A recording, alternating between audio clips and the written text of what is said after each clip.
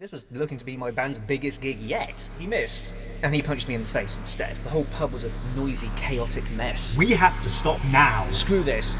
We're out of here. 3, 2, 1. A musician's second most memorable gig will probably be their least favourite. I wouldn't call myself a negative person, life's too short for that, but it's our best and worst moments that we learn the most from. This is the story about my worst ever gig. What happened, why it happened, what I learned from it, and believe me, it was a dumpster fire of an evening. All this took place years and years ago when I was in my old prog rock band. Let's call us the Scary Chairs. We had been practicing, performing and writing together for at least a year at this point, and we're building up to performing fully original sets. Sadly, we didn't have enough rehearsed material for more than half an hour or so, and as such, covers would have to pay the bills in the short term. I'll cut to the chase. We were booked for a 3 hours cover slot on a Saturday night at a local pub. We were very excited as it was the same place that I performed at for my birthday several months prior. That's another story for another time, so make sure you hit that bell to catch when I upload that video. Since we were taking this show seriously, we had offered a friend of ours to come along and perform a couple of songs with us, and also to act as an extra pair of hands with setting up and tearing down. If you don't know, it can take hours to set up for one gig, even just for one band, so anything you can do to make it easier is a blessing. Things started off really well. We arrived early in the evening, we emptied the van, we set up in the corner of the pub. Large crowds were already forming, which did surprise us a little. Were they all here to see us? We hardly promoted the show. We knew it was Saturday, but the penny dropped. My bass player turned to the rest of us. Guys, it's St. Patrick's Day. This fact will be important later.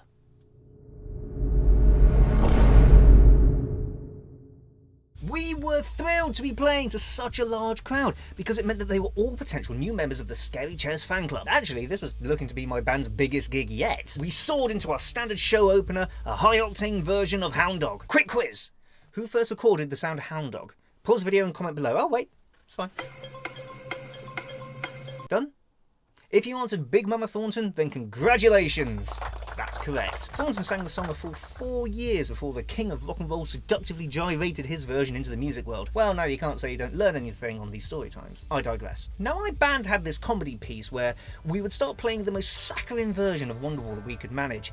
I'm talking over-emotional singing, drummer waving his hands in the air, and the guitarist looking out at the audience with the biggest shit-eating grin you've ever seen. Our bass player would walk over to said guitarist, give him a slap, silence his instrument, and then take the heavy metal pose, you know, the one where the guitarist looks like they've fallen halfway through a steeplechase, and immediately launch into Ace of Spades. Laugh! I nearly started, but not for long. I've been keeping half an eye on this kiddie in the front row.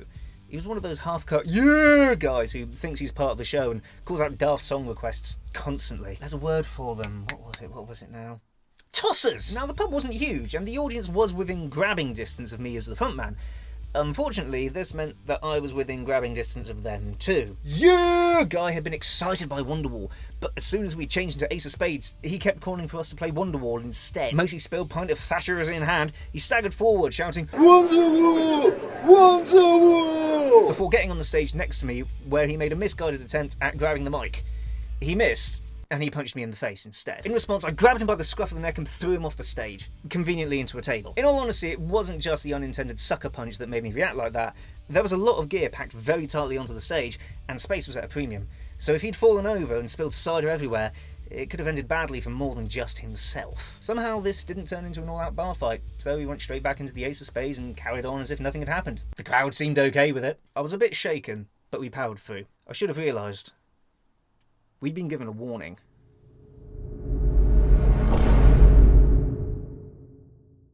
The next hour or so of the gig went without a hitch. Our hired singer sang a Royal Blood song whilst I gave my voice a short rest and wandered to the bar. The pub was filling out more and more as time went on, and I think the Guinness barrel had already changed twice by this point.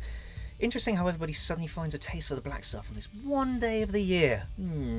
I thought briefly about what had happened.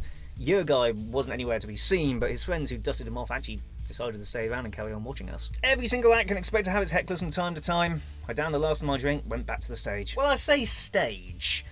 This stage I've been referring to wasn't actually a dedicated performance area by any means. It was just a narrow corner of the pub where all the tables had been moved one side to fit us in. But it were a stage to us! Another hour into our set and one of the barmen tapped me on the shoulder and beckoned me away. We went to the nearby corridor, out of the way from the crowds, to talk whilst the rest of the band vamped during this unscheduled break. I asked him if everything was alright. It wasn't. I've had to confiscate a backpack of alcohol from one of your mates. Wait, what? Who? What?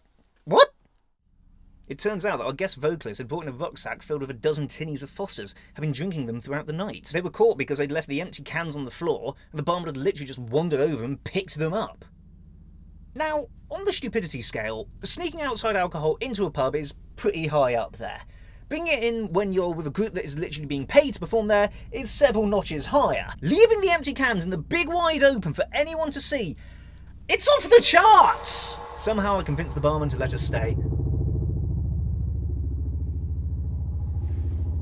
Helicopter! Anytime you like. I apologised and assured him they weren't actually a member of the band and we had no idea. We were just there to play music. Somehow I convinced the barman to let us stay. He confiscated the remaining tinnies and just stored them behind the bar. Our friend could collect them later at the end of the night, but was not welcome back. When I spoke to the manager about this at a later date, he told me it was only because the night was already insanely busy and that he was hosting a function upstairs that he didn't want to make a scene and we weren't kicked out right there and then. Our friend was sidelined for the rest of the night. That was a second warning. The worst was yet to come. This video is getting rather long, but stick with me. The next part is where it reaches new heights of dumpster fieriness. Remember your guy? Remember how I thought that this was a one-off and the rest of the night was going to go smoothly? Oh, my sweet summer child. I'll give you a quick description of how the stage was set up, as this is now important. As singer and frontman, I was front and centre. Behind me and to my left was my drummer, directly to my left was my guitarist, and to my right was my bass player.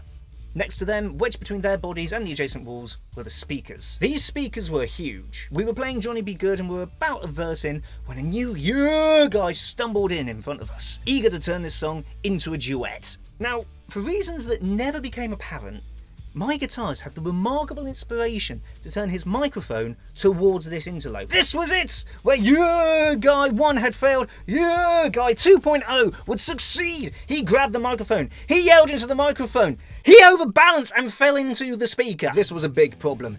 These speakers weren't set on the ground, they were elevated atop a pole. One speaker cabinet can be around 40 to 50 kilos by itself, and the stand basically just sits in a heavy box that stops the whole apparatus from toppling over. These things are built to withstand light outdoor winds, not 16 stone of drunken idiot. Said idiot tumbles into the speaker, which falls towards the drum kit, and more concerningly its occupant. My guitarist leaps to grab the speaker and save our drummer from playing flat for the rest of his life. With our drummer now safe from the area amplifier assault, I grab Guy 2.0 by the shirt. All of the nonsense and stupidity that had happened that night had reached a point of overload for me, and I shout, "Get the fuck off my fucking stage!" right in his face before pushing him back into the crowd. I have no idea why I said that specifically. It must be something to do with being a frontman and singer, how important this gig was to us, but I just had enough. In fairness, he shouldn't have got the fuck on my fucking stage in the first place. The whole pub was a noisy, chaotic mess. Again, nobody seemed worried that for the second time tonight, a heckler had leapt on the stage at us and I had to physically manhandle them away. My girlfriend, who had recently arrived, was at the end of the stage, staring at me with panic strewn across her face. She ran over. Shall I get the bouncers? The crowd was cheering and chanting for more music. Some people were calling for Wonderwall again. With an enormous absence of common sense of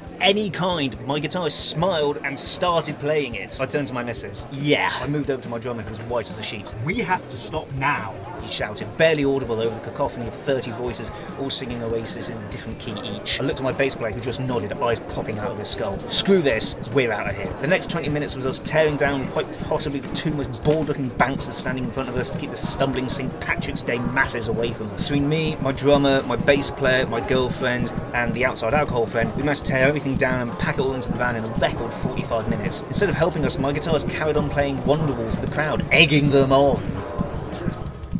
I don't speak to him anymore. Man, that was catharsis if ever I had it. I strongly believe that it's vital to learn from both your best and your worst experiences to grow as a performing musician, especially if you want to perform more frequently, so thank you for indulging me. I'm happy to say I've never had a show that was anywhere near as terrible as that one I just described to you. 99% of the time the shows are fantastic, the audience is incredibly respectful, and with a little planning, things go very well indeed. I love performing, and you'll get a chance to see it for yourself if you come to see me play. Which you should. You absolutely should. So, what did I learn? Fuck Wonderwall! Clearly that song was a mistake from the word go! But also that it's to always be prepared for anything, only bring people you can fully trust and rely on to help you out, and also don't be afraid to tell the venue owner that it's their job to look after you. Going gets too full of Guinness to stand properly and then launches itself at the band twice. Talk to someone. probably going to be your best bet. We aren't always lucky enough to have our own security. For something of a palate cleanser, you should definitely check out this story time about one of the best gigs I ever had.